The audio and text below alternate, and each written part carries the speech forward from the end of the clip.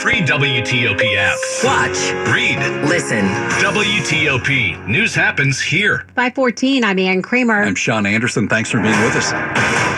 Well, for 2 times, at least in the last 2 weeks, President Trump has threatened to take over control of the district. This latest one happened after the president yesterday posted a picture on his social media platform of who he says was a former Doge worker and says he was beaten up by what the president called thugs in D.C. That's when he made the call for Mayor Bowser to get the act together on violent crime in the district, or he wanted to take over. Well, let's dive deeper now into President Trump's threat to take federal control of the district. WTOP Capitol Hill correspondent Mitchell Miller joins us. Mitch, as we mentioned, the trigger was the attempted carjacking of the former Doge staffer. The president, as we mentioned, has a history of making threats like this.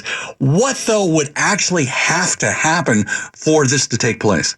Well, it could happen, Sean, but right now it doesn't appear that it will. Congress would need to act on Republican legislation that's actually been proposed in the House and Senate. It is called the Bowser Act, after guess who? Mayor Muriel Bowser. The legislation is sponsored by Tennessee's Andy Ogles and Mike Lee of Utah in the Senate. It is straightforward. It would repeal the Home Rule Act that allows for D.C. self-government. While the idea has a fair amount of support among conservative Republicans, even if it somehow got through the House, it would still likely face a Democratic filibuster in the Senate, but it does remain a threat, and that, I think, is why the president is bringing this up over and over again. He wants to keep pressure on the district to get things done. Mitch, it's more subtle, but President Trump has been taking steps to have federal law enforcement take a more active role in D.C.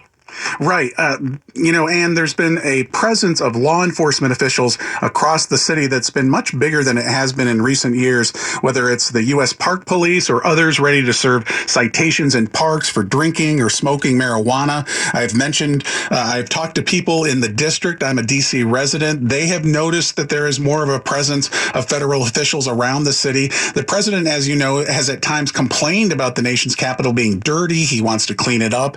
And the Mayor Bowser, has had to walk a political tightrope here, pushing back to note that violent crime is going down, which it is, but at the same time trying not to anger the president as she moves forward with big projects like bringing the commanders back to Washington. Well, let's move to the big political story developing in Virginia, which is the governor's race. We have polls being rolled out this summer, and they're raising some red flags for the Republican nominee, Lieutenant Governor Winsome Earl Sears. Talk about that.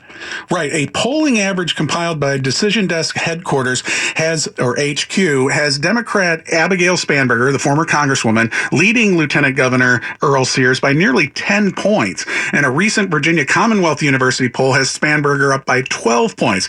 Now, you can say what you want about summer polls well ahead of the election, but Republicans are reportedly worried that Earl Sears is not getting traction and that Spanberger has hurt her by hammering home the fact that Doge cuts are hurting the state's workforce. This is a new ad from Spanberger, which essentially just takes a cut from an interview Earl Sears did with CNN's Manu Raju. Do you support the president's purge of the federal workforce? Yes or no? Oh, okay. If this is the way you want to go, then go ahead. But I'm just not going to participate. Okay, because I want to talk about real issues. Really? Not a real issue that thousands of Virginians are losing their jobs?